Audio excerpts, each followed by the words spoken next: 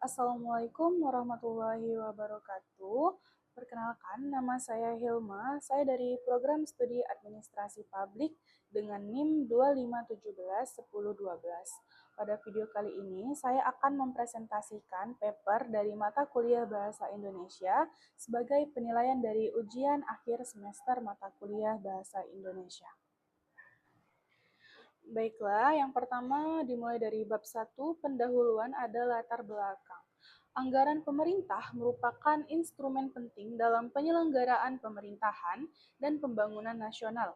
Melalui anggaran yang disusun setiap tahun, pemerintah dapat membiayai berbagai program dan kegiatan yang bertujuan meningkatkan kesejahteraan masyarakat. Namun, keterbatasan sumber daya keuangan negara menuntut pemerintah untuk mengelola anggaran secara efektif, efisien, transparan, dan akuntabel. Dalam beberapa tahun terakhir, isu efisiensi anggaran menjadi perhatian utama pemerintah Indonesia.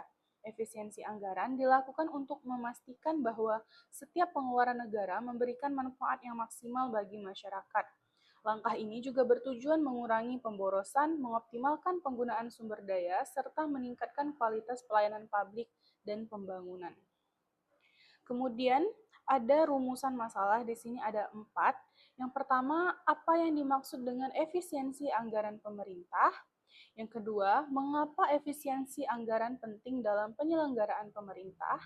Yang ketiga, apa manfaat dan tantangan dalam pelaksanaan efisiensi anggaran? Dan yang keempat, bagaimana strategi yang dapat dilakukan untuk mewujudkan efisiensi anggaran yang efektif. Setelah itu, ada tujuan dari penulisan paper tersebut. Yang pertama yaitu menjelaskan konsep efisiensi anggaran pemerintah. Yang kedua, menganalisis manfaat dan tantangan efisiensi anggaran. Yang ketiga, memberikan rekomendasi strategi dalam meningkatkan efisiensi penggunaan anggaran negara. Baiklah, kita masuk ke bab kedua, pembahasan. Pengertian efisiensi anggaran pemerintah. Efisiensi anggaran adalah upaya pemerintah untuk menggunakan sumber daya keuangan secara optimal guna mencapai tujuan yang telah ditetapkan dengan biaya yang serendah mungkin tanpa mengurangi kualitas hasil yang diperoleh. Dalam konteks pemerintahan, efisiensi anggaran berarti setiap rupiah yang dikeluarkan harus memberikan manfaat yang sebesar-besarnya bagi masyarakat. Efisiensi tidak selalu berarti pemotongan anggaran, tetapi lebih kepada penggunaan anggaran yang tepat sasaran dan bebas dari pemborosan. Dengan demikian, program-program yang benar-benar dibutuhkan masyarakat tetap dapat berjalan secara maksimal. Kemudian pentingnya efisiensi anggaran pemerintah. Efisiensi anggaran memiliki peran penting dalam tata kelola pemerintahan, karena yang pertama yaitu dapat mengurangi pemborosan anggaran. Yang kedua, meningkatkan kualitas pelayanan publik. Yang ketiga, menjaga stabilitas keuangan negara. Dan yang keempat, meningkatkan kepercayaan masyarakat. Kemudian, manfaat dari efisiensi anggaran.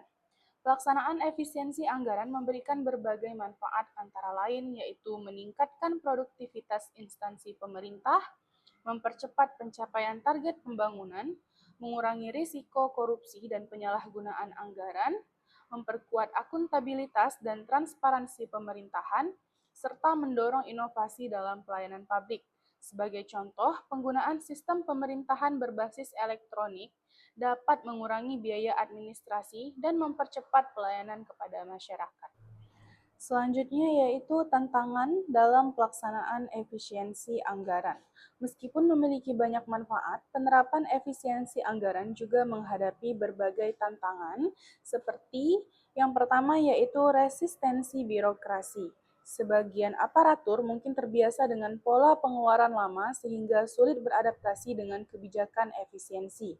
Yang kedua, keterbatasan teknologi dan sumber daya manusia. Tidak semua instansi memiliki kemampuan teknologi dan SDM yang memadai untuk mendukung efisiensi.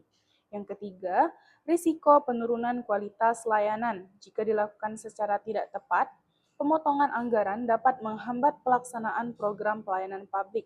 Dan yang keempat yaitu kurangnya pengawasan. Pengawasan yang lemah dapat menyebabkan anggaran tetap tidak digunakan secara optimal. Selanjutnya yaitu strategi meningkatkan efisiensi anggaran. Beberapa strategi yang dapat dilakukan pemerintah untuk meningkatkan efisiensi anggaran antara lain, yang pertama yaitu menerapkan sistem perencanaan dan penganggaran berbasis kinerja. Yang kedua, memanfaatkan teknologi digital dalam pelayanan publik. Yang ketiga, memperkuat sistem pengawasan dan audit internal. Yang keempat, mengurangi belanja yang bersifat seremonial dan tidak produktif. Yang kelima, meningkatkan kompetensi aparatur sipil negara dalam pengelolaan keuangan. Dan yang keenam yaitu mengoptimalkan kolaborasi antara pemerintah pusat dan pemerintah daerah. Bagi daerah kepulauan seperti Kepulauan Riau, pemanfaatan teknologi digital dan pelayanan daring dapat menjadi solusi untuk mengurangi biaya perjalanan dinas serta mempercepat koordinasi antar wilayah. Baiklah, yang terakhir yaitu pada bab ketiga, penutup, ada kesimpulan dan saran. Kesimpulan, efisiensi anggaran merupakan langkah penting dalam mewujudkan tata kelola pemerintahan yang baik. Melalui pengelolaan anggaran yang efektif dan tepat sasaran, pemerintah dapat meningkatkan kualitas pelayanan publik, mempercepat pembangunan, serta menjaga stabilitas keuangan negara. Meskipun menghadapi berbagai tantangan, efisiensi anggaran dapat berhasil apabila didukung oleh perencanaan yang baik, penggunaan teknologi, pengawasan yang ketat, dan sumber daya manusia yang kompeten. Dengan demikian, setiap anggaran yang dikeluarkan dapat memberikan manfaat yang maksimal bagi masyarakat dan mendukung terwujudnya Indonesia yang maju dan sejahtera. Kemudian ada saran, yaitu pemerintah perlu terus meningkatkan transparansi dan akuntabilitas dalam pengelolaan anggaran. Selain itu, masyarakat juga perlu dilibatkan dalam proses pengawasan agar penggunaan anggaran negara benar-benar sesuai dengan kebutuhan publik dan tujuan pembangunan nasional. Baiklah, sekian presentasi dari saya terkait paper dari mata kuliah Bahasa Indonesia. Terlebih terkurang saya mohon maaf. Saya tutup dengan wabillahi taufik wal hidayah. Wassalamualaikum warahmatullahi wabarakatuh.